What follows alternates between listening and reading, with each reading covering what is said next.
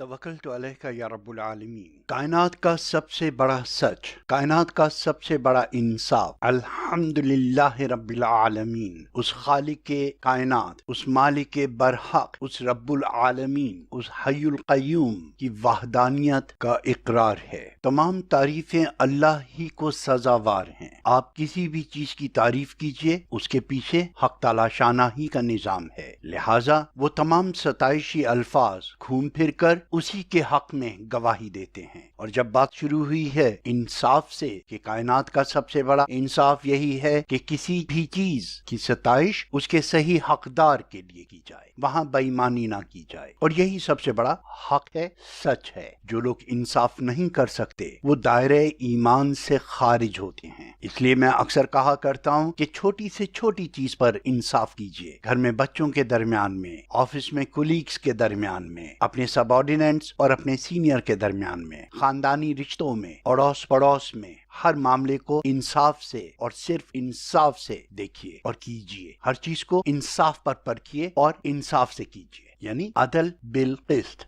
सख्ती के साथ इंसाफ कीजिए। गिलास आधा खाली है या आधा भरा हुआ है, कान इस हाथ से पकड़ा जाए या हाथ घुमा के पकड़ा जाए, पकड़ा कान ही जाएगा। जस्टिस शौकत अजीज साहब फरमाते हैं कि मौजूदा हालात की जिम्मेदारी अदलिया पर और इंतजामिया पर है। बहुत देर की मेहरबान ये कहने में, आपने किसी उन्वान से भी कहा हो, लेकिन आपकी बात 100% सही है। आज तक हमारे हालात जिस नहज पर आए हैं, इसकी जिम्मेदारी यकीनन हमारे इदारों और हमारे निजाम इंसाफ पर है। इसमें किसी के नून लीगी होने या पीटीआई होने या पीपल्स पार्टी वाले होने या किसी भी पार्टी से ताल्लुक रखने का कोई ताल्लुक नहीं है। मुझे एक साहब ने ये भेजी, मैंने उन्हें कुरान पाक का एक लफ्ज लिखा, उन्जुर, लुक इट अगेन, दोबारा देखो, क्योंकि उन्होंने मुझे जो तस्वीर भेजी थी उसमें लिखा हुआ था कि मौजूदा हालात की जिम्मेदारी अदलिया और इदारों पर है। बिल्कुल सही कहा। अगर पहले दिन ही से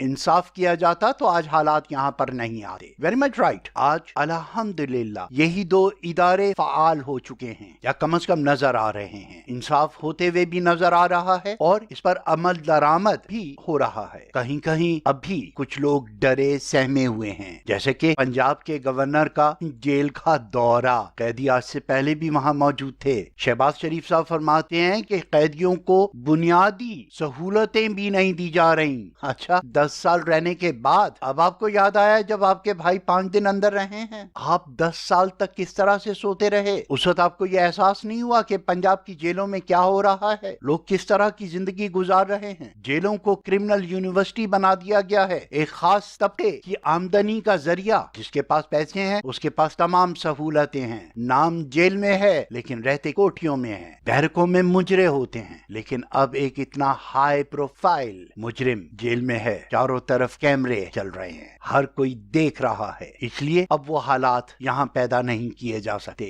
आपके पुराने चहीतों को जितनी मर्जी सहूलतें मिलती हों, लेकिन अब इंशाल्लाह ऐसा नहीं होगा। ये 2-4 गंदे अंडे जो इंतजामिया में अभी बाकी हैं, इंशाल्लाह इनका भी अलाकामा कर दिया जाएगा। हनीफ अब्बासी साहब भी अपने अंजाम को पहुंच गए। अल्लाह की लाठी बे आवाज है, कब तक जुल्म होता रहे। वो अपनी मखलूक से एक माँ की निस्बत 70 गुना ज्यादा मोहब्बत करता है। लोगों की आहें बद्दुआएं अब रंग ला रही हैं। मैं उन लोगों में से हूँ जो मुखालफत बराए मुखालफत और हमायत बराए हमायत नहीं करता। अल्हम्दुलिल्लाह, जिसका कुल हराम उसका जुज हराम, इस पर ईमान रखता हूँ और अदल बिल क़िस्त की हमायत और तालीम देता हूँ। अभी हमारा इंसाफ का सफर शुरू हुआ है, बिगिनिंग ऑफ द एंड जो मैंने कहा।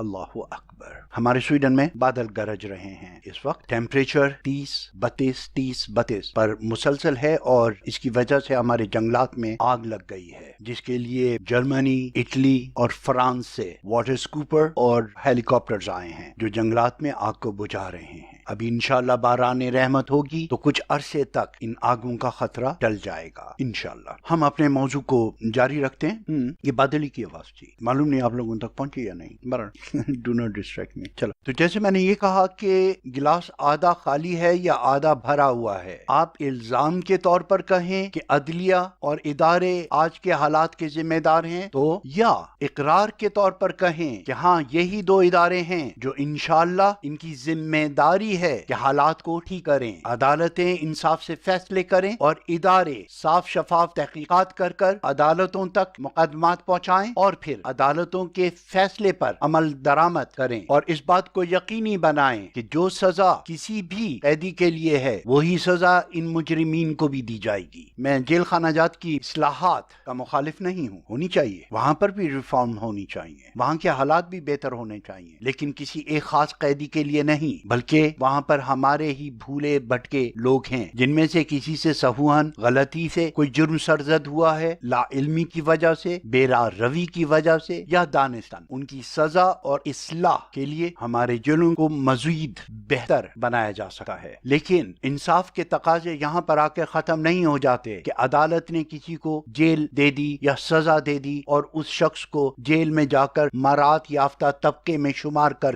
اسے وہ تمام سہولتیں دے دی جائیں۔ جیل میں کلاسز رکھنے پر بھی کم از کم ایک بنیادی انسانی حقوق کا دھیان رکھا جائے۔ ایک آزاد مزدور 12 گھنٹے پسینہ بہانے کے بعد کیا وہ اپنے آپ کو یا اپنے گھرانے کے دیگر افراد کو وہ سہولتیں بہم پہنچا سک رہا ہے جو اس مراعات یافتہ طبقے کو جرائم کی سزا کے دوران مل رہی ہیں؟ غور طلب بات ہے۔ مجھے امید ہے کہ چیف جسٹس، سپریم کورٹ اور ہماری اسٹیبلشمنٹ جو اس وقت عدلیہ کے بعد واحد ادارہ ہے جو پاکستان کی نظریاتی اور جغرافیائی سرحدوں کے محافظ ہیں، میں ان سے پوری امید رکھتا ہوں کہ وہ اور کھل کر سامنے آئیں اور اپنی ذمہ داریوں کو انجام دیں۔ پاکستان کا ہی نہیں، دنیا کا باشعور طبقہ اس بات کو سمجھتا ہے کہ فوج اور خفیہ ادارے کسی بھی ملک کی آزادی کے ذمہ دار ہوتے ہیں، اس کی خود مختاری کے ذمہ دار ہوتے ہیں۔ وہ کبھی کسی غدار کا ساتھ نہیں دے سکتے، کبھی کسی صحیح انسان کو اقتدار میں آنے سے نہیں روکتے۔ وہ جب بھی رکاوٹ بنیں گے تو غداروں کی راہ میں حائل ہوں گے۔ لہٰذا وہ جو بھٹکے ہوئے اور بٹے ہوئے ذہن ہیں کہ تسی بھی ٹھیک کہندے ہوتے، تسی بھی ٹھیک کہندے ہو، ایک طرف مجرموں کی حمایت کرتے ہیں اور دوسری طرف کسی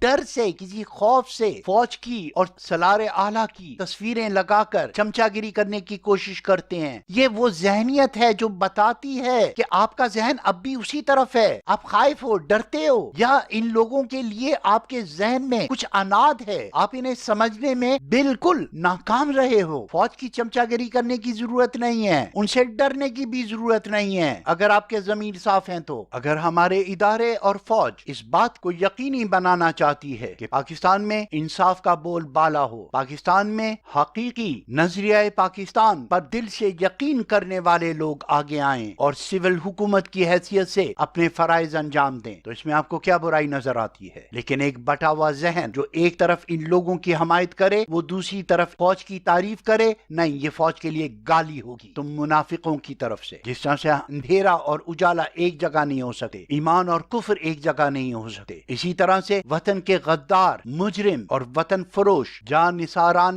وطن کے ہم پلہ نہیں ہو سکتے۔ آپ کے منہوں سے اگر مجرموں کے لیے نعرے لگتے ہیں تو آپ کو زیب بھی یہی دیتا ہے کہ آپ ہماری فوج کی بھی مخالفت کریں، تاکہ پتہ تو چلے کہ آپ جینوین غدار ہیں۔ ہماری صفوں میں منافقت کر ہمارے پیجز پر ایسی تصویریں مت بھیجیے کہ ہم اپنی فوج کی محبت میں انہیں لائک کریں، نہیں، آپ لوگ اپنے انجام کے لیے تیار ہوئیے۔ آپ کا یہ حربہ کامیاب نہیں ہوگا۔ ہماری فوج کو آپ کی تعریف اور ستائش کی ضرورت نہیں۔ جس طرح سے میں کہا کرتا ہوں کہ ہمیں یہ بھی دیکھنا ہے کہ کون کر رہا ہے۔ اگر برے لوگ میری تعریف کر رہے ہیں تو میں برا ہوں، تو ہماری فوج اور عدلیہ آپ کی تعریفوں کی محتاج نہیں ہے۔ آپ بس اپنے دن گنیے یا برسر عام توبہ کا اعلان کیجیے اور تائب ہوئیے۔ اللہ غفور الرحیم ہے، لیکن جہاں آپ نے تعزیرات پاکستان کو توڑا ہے اس کے لیے آپ کو کفارہ ادا کرنا پڑے گا ہر حالت میں۔ اللہ پاکستان اور پاکستان کے حامیوں کو اپنے حفظ و امان میں رکھے۔ فی امان اللہ۔